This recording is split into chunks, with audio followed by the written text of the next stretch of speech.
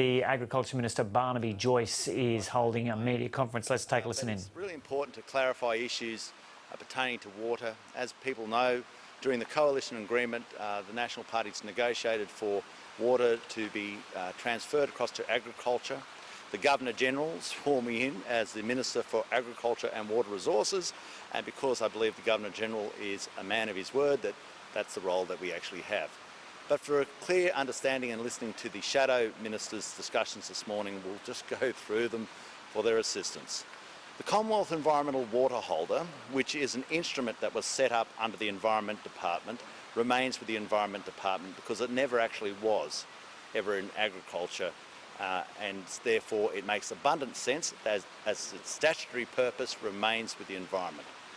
The water that is purchased for the Commonwealth Environmental Water Holder comes under the auspices of the Department of Agriculture and Water Resources. We buy the water for the Commonwealth Environmental Water Holder. The review of the basin plan remains under the auspices of the Minister for Agriculture and Water Resources. In fact, we're doing that right now. It is on my desk as we go through the review recommendations.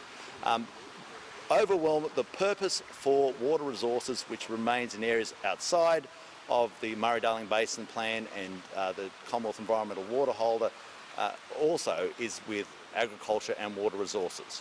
It is in essence quite simple. Where water resources used to be was with agriculture. There was a purpose where it was held with the Department of the Environment, especially through the implementation of the plan. Part of that purpose, whilst with the implementation of the plan, was the setup of the Commonwealth Environmental Water Holder. That has a statutory purpose, therefore it doesn't really have much interaction with the Minister in any case, because it has a statutory purpose. You have little capacity to actually influence what the Commonwealth Environmental Water Holder does. But all the functions away from that are with the Minister for Agriculture and Water Resources, who is me. Are you responsible for all elements of water, or is your Assistant Minister Anne Ruston responsible for some or all? Well, I'll be working very closely with Anne on a whole range of issues, but obviously water resources is going to be at the Cabinet table. It's incredibly important, and I'm at the Cabinet table, so I'll have lead on that. So it will be you, and not like the situation under the Environment portfolio, where the Minister, while having ultimate responsibility, delegated to his parliamentary secretaries in all matters? Everything. There is not one thing that can go through Cabinet without the Cabinet Minister responsible having the say. I'm actually responsible for it if it goes wrong. The responsibility resides with me, but let's not try and create this sort of binary effect of it's either or. I'll be working very closely with Anne, as I worked in the past with Richard Colberg, as I worked in the past with Simon Birmingham. I was the Shadow Minister for Water.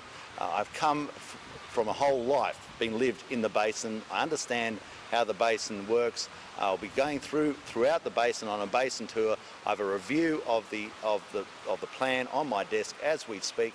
We have also a review of the Northern Rivers aspect of the plan.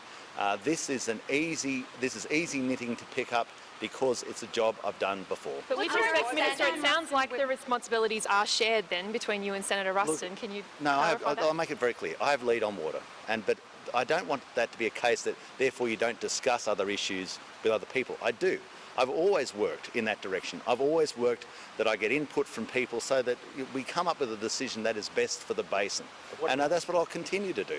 And I think that this, the reason why I'm doing this press conference, because I read the conjecture that was in the media this morning. I thought we've just got to clarify this because a lot of these stories are rubbish. Why has there been confusion for a week or so now about who has responsibility here?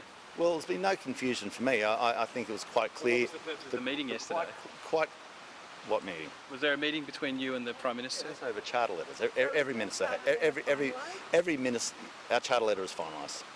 What about Jamie Briggs? What's his role going to be? Well, he has a role in some of the administrative purposes of the Commonwealth Environmental Water Holder within the Department of the Environment, but the Commonwealth Environmental Water Holder has a statutory purpose. Therefore, there is not an awful lot you can do to instruct under that statutory purpose by reason of being a minister. And yesterday, food producers from Northern Victoria were here talking about changes to the Commonwealth Environmental Water Holder to improve the water market. Did you meet with them, and are you open to those changes? No doubt. The one thing that you welcome back once you're in water is that every person wants to say g'day, and it is a highly politically complex area, and I'm not going to start making proclamations about what may or may not happen. I've been in this space before. I've lived in the basin. I was an accountant in the basin. I've worked actually with state governments in water. And believe you me, the one thing I'm going to do is we'll go about this quietly, diligently, and in a consulting process with all people who are affected, because that's how we get outcomes. And might I just say on that, the reason we have a plan, and this is amazing coming from the Labor Party, is because we worked in a bipartisan way. I worked in a bipartisan way with the Minister of the day, Minister Burke, to deliver the plan. Because at the start he was going to work with Senator Sarah Hanson-Young from the Greens, talking about taking 6,500 gigs out of the basin. You would note that when the plan was passed, it was passed in a bipartisan manner. And I think people should quickly go back to the record books and find that actually I was working with Minister Burke to get the plan through in the first place. What do you think about Senator Heffernan's comments that all parties are playing politics with water and making promises to people in rural communities that just can't be met? Well, what I can say is, have I made any promise this morning? Do you agree with Senator Heffernan's comments in relation to the Senate crossbenchers and their comments yesterday? Look, I'll let Senator Heffernan speak for Senator Heffernan. I've great respect for Senator Heffernan, and I have great respect for the Senate crossbenchers. Everybody, when in the water space, anybody who has an opinion has a very strong one. They don't always line up, and that is part of the art form of the politics in this portfolio.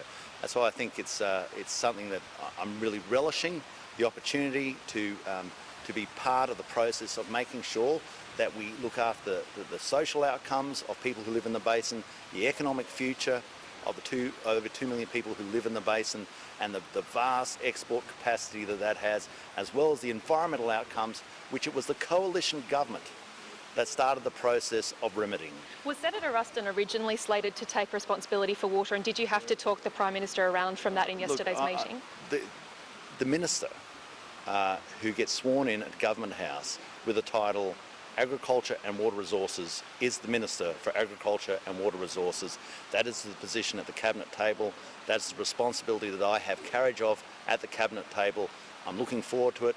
I think we've done an exceptional job, my department, my staff, all working together in agriculture. I don't think anybody denies that. It's one of the high points of what we've been able to deliver in this government.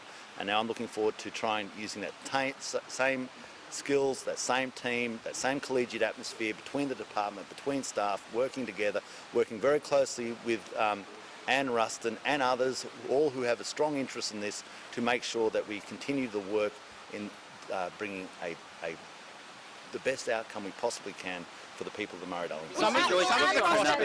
Some of the crossbenchers yesterday said that water buybacks should be suspended. Is that something you think government should consider? Well, what we have to make sure is that we look at where, if there's trading capacity there, what we invest that return from that trading capacity into, noting that the Department of Agriculture and Water Resources is responsible for the buybacks, and then we transfer that water to the Commonwealth Environmental Water Holder for them to administer. That's how the operation works. I will be doing everything in my power to make sure that we get the best outcomes of both in-stream works for better environmental outcomes, using a more efficient allocation of water, and also doing our very best to make sure that our on-farm works and measures get us the best outcome there, and we've been doing that, and I commend the work that has been done by Greg Hunt in this area to make sure that we alleviate as much as possible buybacks, because we know buybacks have a direct correlation to the economic futures of the towns that they surround. What Mr. about Joyce, the are farmers proposal? in the Goulburn Valley paying too much for their temporary water allocations? Well, I mean, there's certainly in all these things arguments of transparency and how we come about discussing what is the value of water. I hear the issues in regards to Goulburn Valley. I note the price around about $300, if my memory serves me correct. That does seem rather high, and I've had discussions with people in that area, and this is part of the process of what we can do going forward. Now, I'm not going to start making proclamations right now about what that process is. I'm very aware of it. We're at work on it already. Does it worry you the portfolio will become confused with so many people involved in it? becomes confused with so many people involved in it. Yeah, I mean yourself, Senator Ruston, and then potentially Jamie Briggs or Greg Hunt. I think people have to also look back through the track record of my work in the past with Senator Birmingham. I don't think anybody says that was confused. I think they said it was very effective, actually brought about a plan. I think they have to look at the work that I did with Senator Colbeck. I don't think anybody says that was very confused. In fact, I think as a pairing, it's probably one of the more effective pairings in our policy outcomes and our policy delivery. And I'm absolutely certain with the competencies that Anne has, especially in horticulture, her understanding of water, the fact that she's off the land, it's going to be I'm looking forward to being yet another great pairing. I've always worked very closely in this building in a collegiate way, despite some of the anodyne statements of others, to work in a collegiate manner because I trust that two heads are always better than one in coming to the best What outcome. about that proposal? Will be clarified to include fisheries and forestries next week in a letter. And also, can you just clarify, is the Commonwealth Environment Water Holder in your department? Do you have control over that? Because at the moment it's still with the Department of Environment. Okay. I'll go to I've answered the first part already. To go through the whole process, okay, the Commonwealth Environmental Water Holder was set up for the Department of the Environment. It never existed except in the Department of the Environment. Therefore, it stays with the Department of the Environment. It doesn't buy the water. The Department of Agriculture and Water Resources buys the water. It just administers the water that's purchased for it. And therefore, as an environmental purpose, it stays with the Department of Environment. But it has a statutory purpose. Therefore, it can't freewheel. It has to work within that statutory purpose. And there's not even if it was in the Department of Agriculture and Water Resources, there's very little I can do in way of instruction to it because of the way it is set up.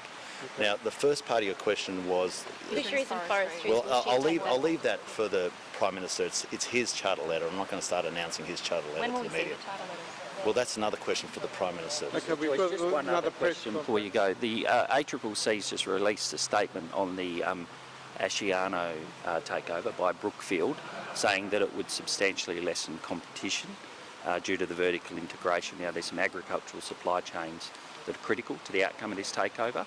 You were very vocal on ADM. Well, What's your view? if it says it substantially lessens competition, then that itself is the statement, because you can't if you're substantially lessening competition, then you're reducing the competition in the market.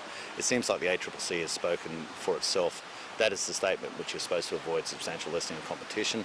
If they say it has, then it probably suggests it can't go through. Okay, thanks, folks. Okay, thanks. Thank you.